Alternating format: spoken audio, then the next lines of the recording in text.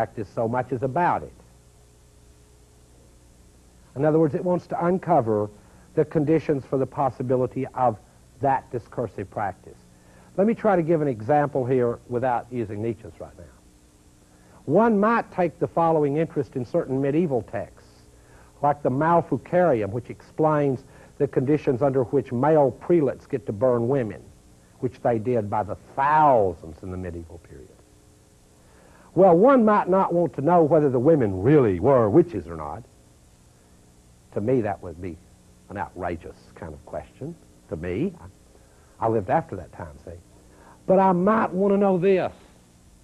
What were the conditions for the possibility of forming a discourse within which people even thought they could have a true-false, good and evil distinction about women being witches and making the male organ fly around the room and decapitating prelates in the dark and mating with animals? Who in the name of the world could have possibly thought they had the conditions for that kind of discourse as one that at the time was viewed as rational?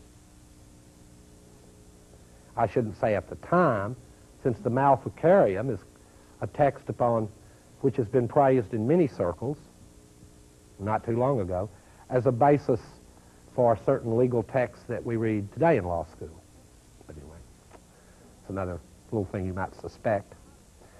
The question here is, what are the conditions? Not are these sentences true or false, because in a certain way, this is not a historical question. It's not like one wants to interpret them sympathetically and historically to understand them.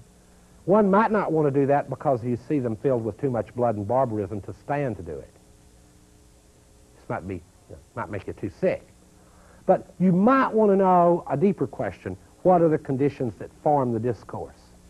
And I don't want to make it sound real textual and sort of a deconstructive literary. Not only, these are not just discursive practices, right? Witch burning isn't just a bunch of talk and writing. It's burning humans. Foucault was always willing to distinguish between a discursive practice, which was purely discursive, and the practice itself, which would be actually burning women. And I think that's a distinction, as long as you maintain it in a rather commonsensical way, worth maintaining. Sort of like the distinction between chair and electric chair. The distinction. Not all distinctions are bad. I can live with that one. I want to distinguish chair from electric chair. Text about witch burning from witch burning, okay? Well, so one of the things that genealogy will do is to uncover the formation of a certain kind of practice. What it wants to do, too, is to attempt what might be called a reversal of perspective. Now, in the way that Foucault uses it, which I even prefer to Nietzsche's, to be honest, Foucault uses it in the spirit, and here I'm going to quote Whitman. Foucault uses the genealogical method to do this. Foucault, like Whitman, doesn't come to sing songs for accepted victors only, but for slain and despised persons. Nice quote from Whitman. I like that quote from Whitman. In any case, Foucault's genealogies want to reverse perspective and allow us to see, or attempt to see, from the standpoint of those upon whom the practice was inflicted, what the practice might have looked like, to reverse it, as it were. It's like a Gestalt switch. It's not supposed to be a mystical thing. It's a method. It's like when you're writing a history of the working class and all you're reading are bourgeois historians, you might decide, oh, hell, I've read Studs Terkel. I think I'll pick up a book where some actual workers talk. Historian friend of mine, Larry Goodwin, told the story about the first book he wrote on the populist movement.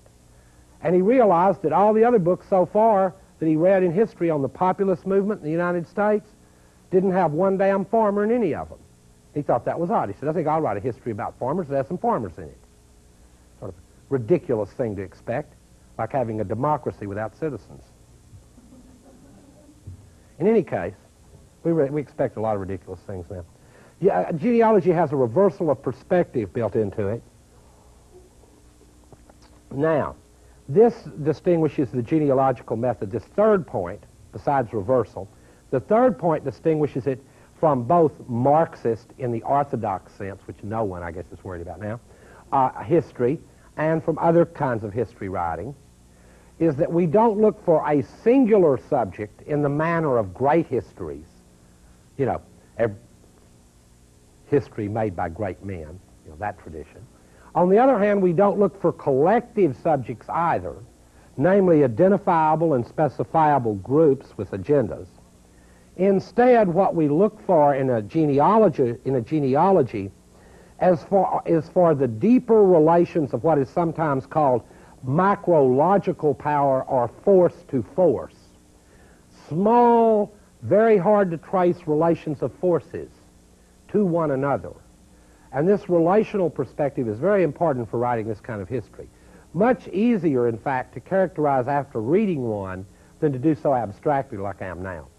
You don't look, in other words, for the subjects of the history, but for how the various conflicts and forces and real antagonisms played themselves out. And in the course of that, in fact, certain subjects will emerge, collective and singular.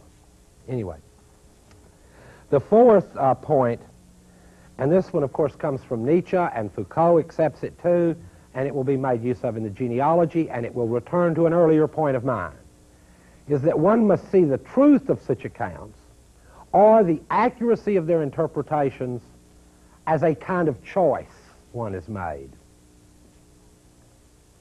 In other words, you don't just accidentally write a book called the illiberal education. You have to make a choice and then pick out the anecdotes you want to make your point. I mean, after all, don't historians do that really anyway? Genealogists want to do it self-consciously, with more reflection, in other words. I mean, I've got to even say this about some histories with which I'm very familiar and friendly. E.P. Thompson's History of the Working Class is not really interested in much that goes on in the drawing rooms, because he's made a choice, has decided on a certain approach. Once he's decided on the interpretation, my earlier point about facts returns. That means it's not the case there are no facts. It's just that the frame and the interpretation is going to decide for you pretty much what they are. You know, it's going to help you decide what counts as one. You know, there aren't any anecdotes in de Sousa's book, Illiberal Education, about the overwhelming success of programs about that relate to the fates and affairs of women and minorities. And I don't take that to be accidental. I think he made a choice. He didn't want any of the good stories in there, but the bad ones. I think that was just the product of a kind of choice.